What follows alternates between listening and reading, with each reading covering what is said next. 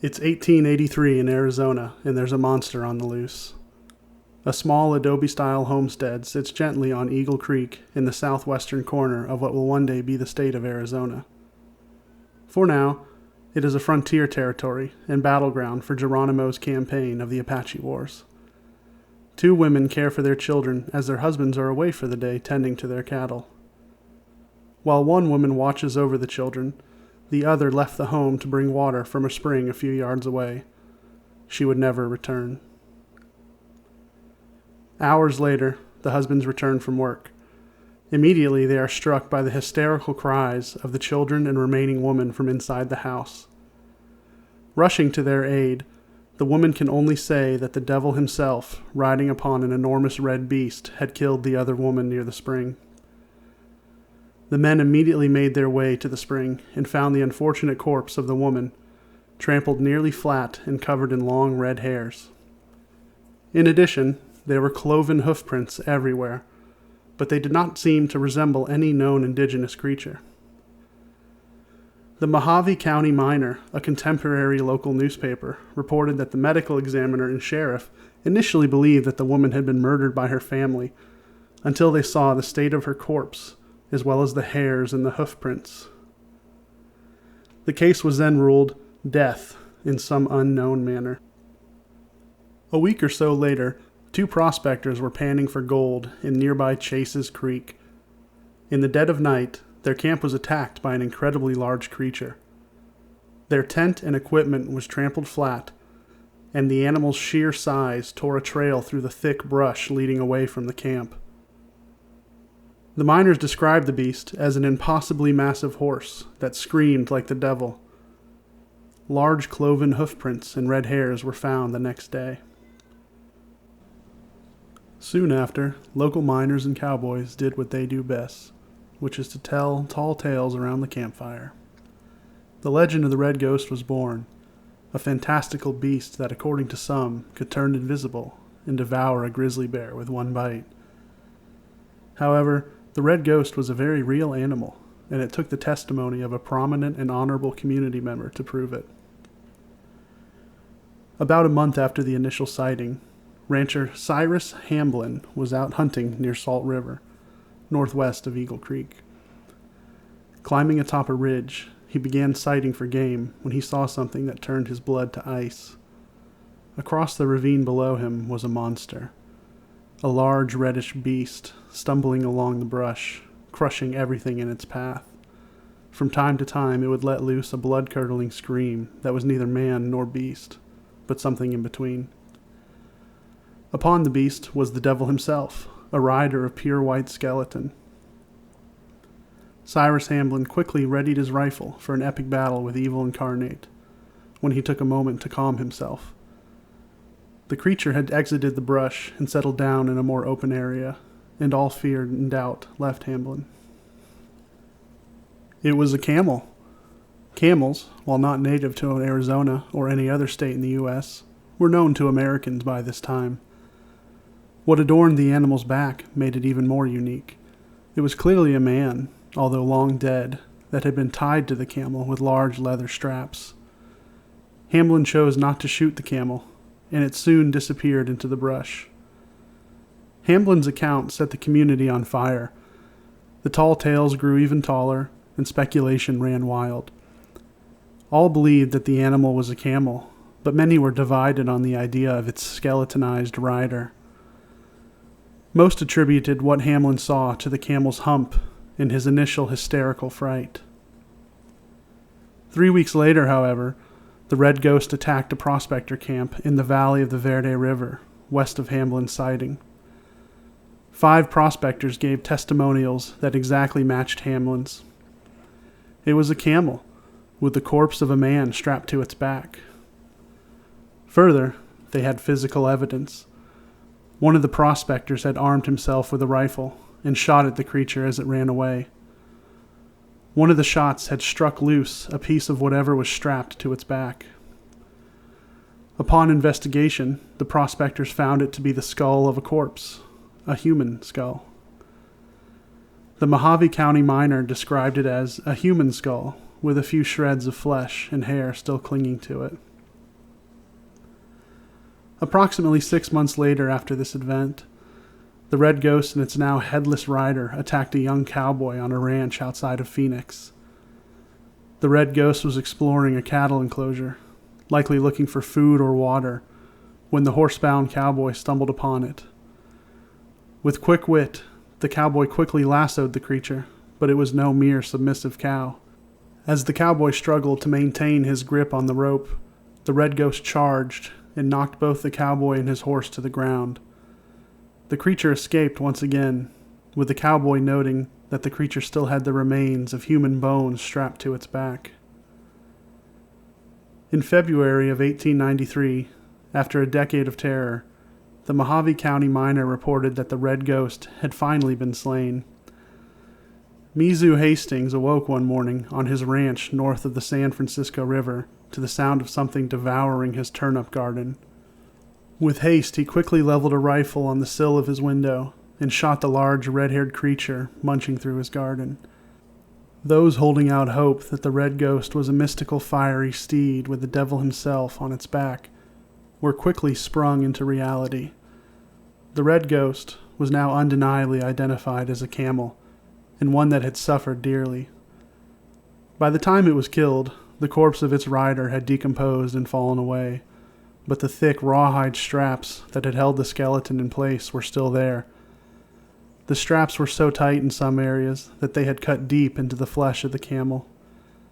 Its body was covered in many additional scars from wounds obtained during its decade of terror.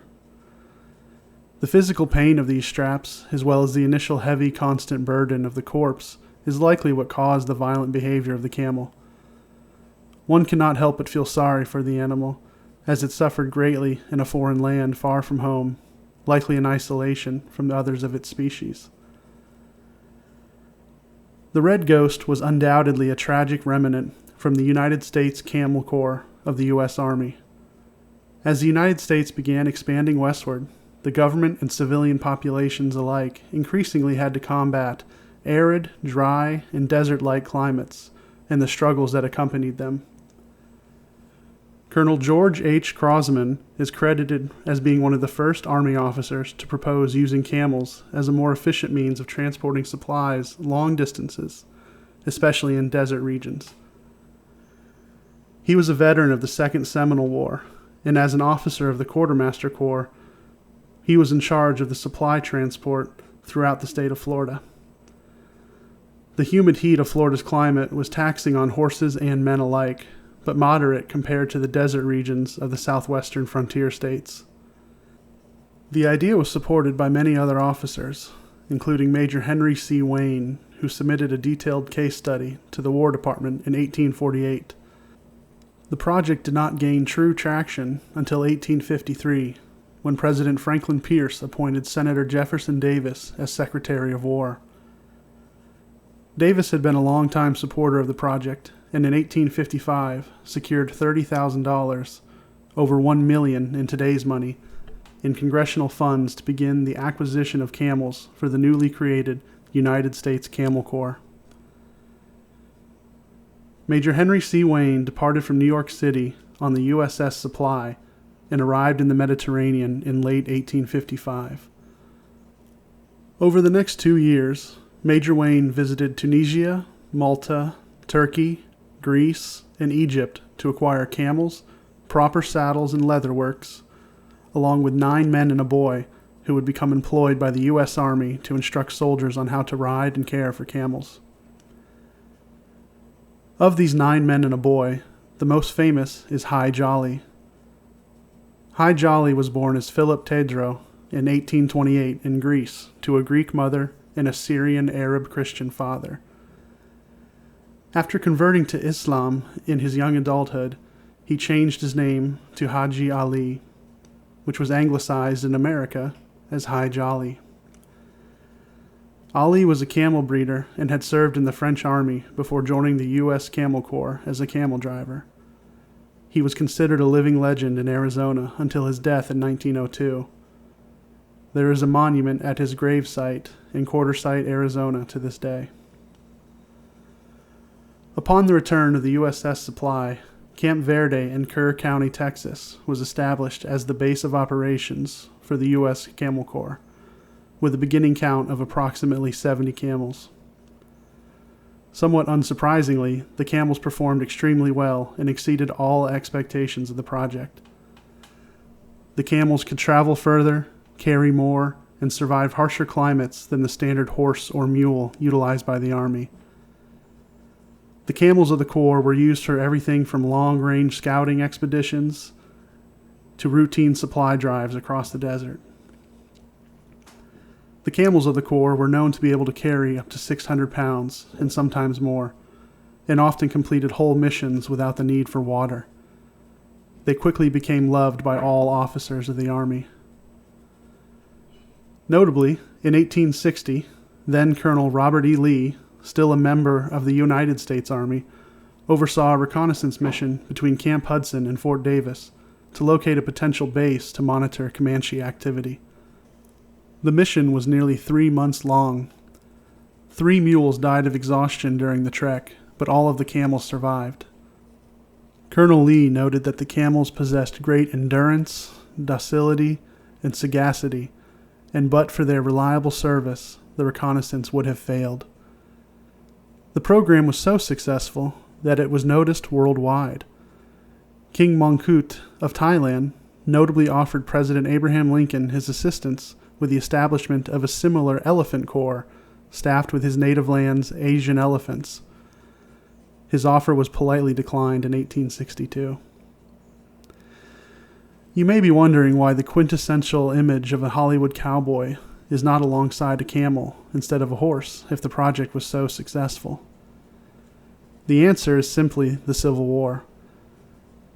The main proponent of the project, Secretary of War Jefferson Davis, seceded with his home state of Mississippi, eventually becoming the President of the Confederate States of America.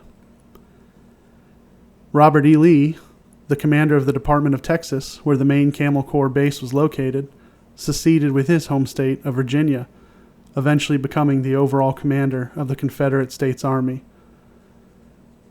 Due to where most of the Civil War actually occurred, the Union Army and the U.S. government lost all interest in camels, and many were sold at auction. In 1861, Camp Verde was captured by the Confederate Army, and there are unconfirmed reports of camel use by the Confederacy during the war. The Union Army recaptured Camp Verde by the end of the war in 1865, and accounted for approximately 100 camels, although they openly admitted that probably roughly the same amount roamed the nearby countryside. The last verified camel sighting near Camp Verde was in 1875. The remaining camels were sold at auction and in many cases simply released into the wild. One of these camels, or perhaps a descendant, undoubtedly became the Red Ghost. What remains a mystery is the identity of its skeletal rider. There are only 2 clues that can be ascertained from the circumstantial evidence. For one, the man did not tie himself to the beast, as the manner in which the leather was tied could not have been done alone. Second, it was not likely Native American activity, as in a time of war, such an animal would not have been wasted in this way, when it could have been used for meat or as a mount. The most popular theory, and the one that I tend to find most plausible, is that the man was a soldier or other kind of worker that was struggling to learn how to ride a camel. The man was then tied down, either with his consent or without, as a form of cruel joke. The animal then likely escaped captivity, with the unfortunate man still attached. He would have died within days from dehydration and exposure. With the building of the Transcontinental Railroad in the years following the Civil War, neither the government nor the citizenry required a desert-dwelling pack animal. The U.S. Camel Corps faded into memory, and like that poor tortured beast in the deserts of Arizona, it became nothing more than a ghost. The tall tales never truly end, and there were unconfirmed reports of camel sightings in the American Southwest well into the 1920s. Perhaps there are still a few out there today.